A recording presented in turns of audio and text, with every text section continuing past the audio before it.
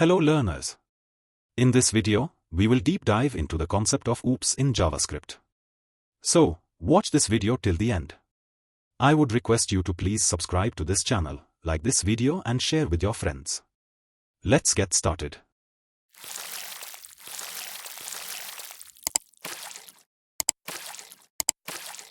First, let's understand what is OOPs.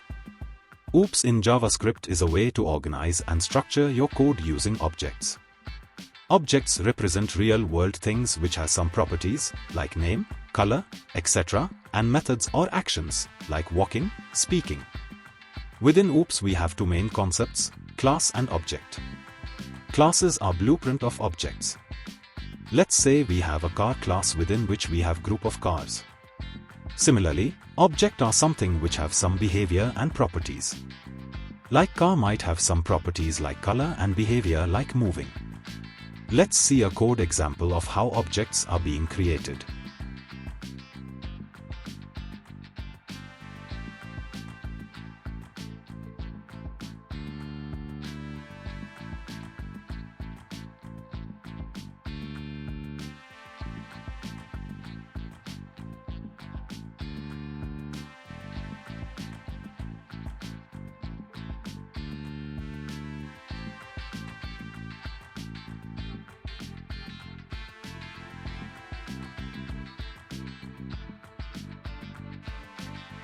We have simply created a single object that stores some of the properties and behavior of car.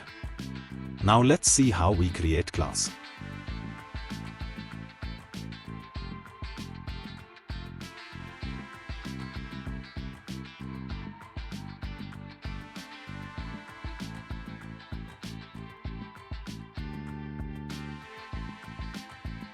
This class car is a blueprint, or you can say a user-defined data type on the basis of which we will create multiple objects. Like, here we have created an object new car.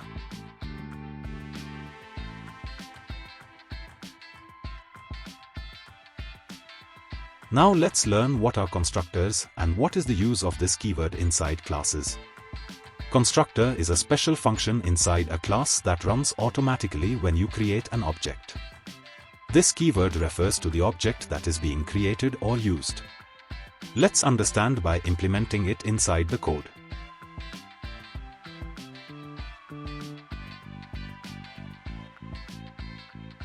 We have created a constructor within car class that will take one parameter as brand name. This parameter is to be passed while creating the object. If this brand attribute will not be passed, then you cannot access brand attribute.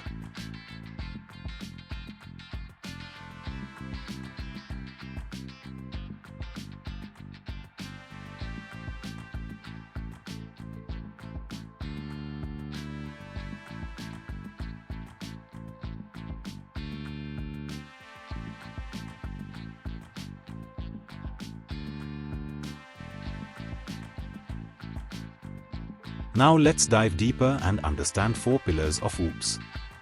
These are Encapsulation, Abstraction, Inheritance and Polymorphism. Let's understand each one by one along with the code demonstration. First we have is Encapsulation. Encapsulation means hiding the inner details of an object and showing only what is necessary. Here, hidden data is accessed only through specific methods like getter, setter.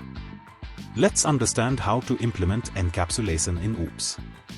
Here, we will create a class bank account where balance variable will be private, which means you cannot access balance variable directly.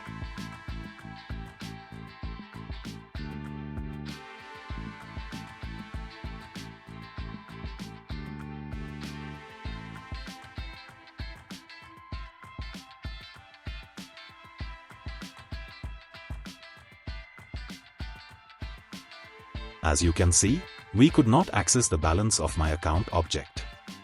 So, in order to access the value of the balance, we need to create a get method or getter.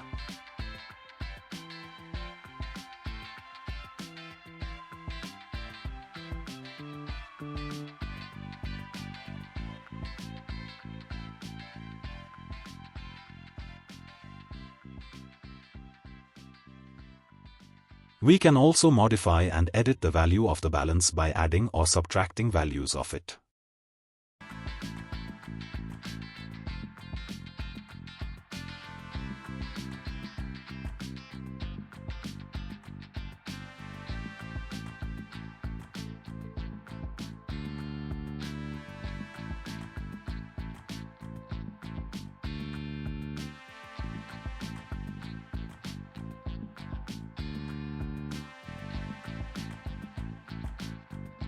This is how we implement encapsulation in JavaScript.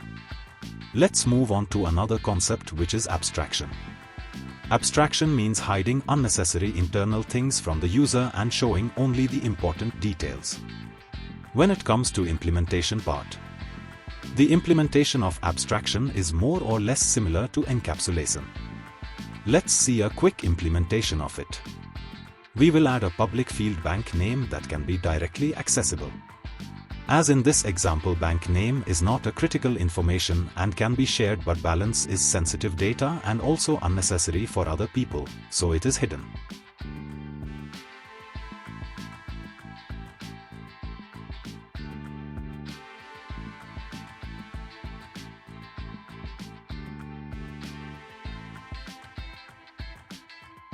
Like here, as you can see, balance is inaccessible for other bank holders, whereas bank name is kept visible. Now, moving on to the next pillar, which is inheritance. Inheritance means one class can inherit or get properties and methods from another class. This helps reuse the code effectively and build relationships between the classes. We use extend and super keyword in inheritance. Let's understand with an example.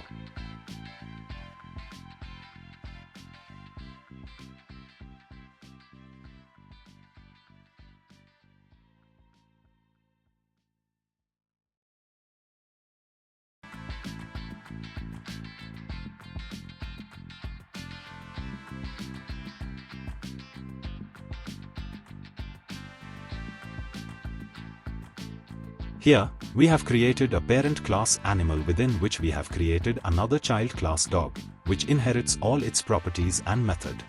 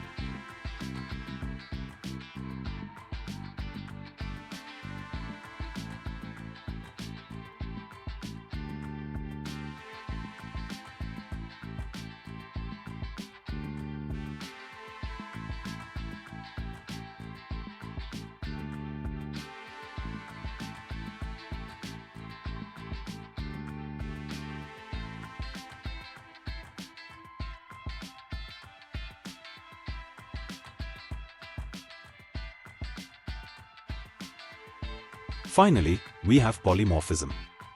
Polymorphism means same method name, different behavior depending on the object. Let's implement it.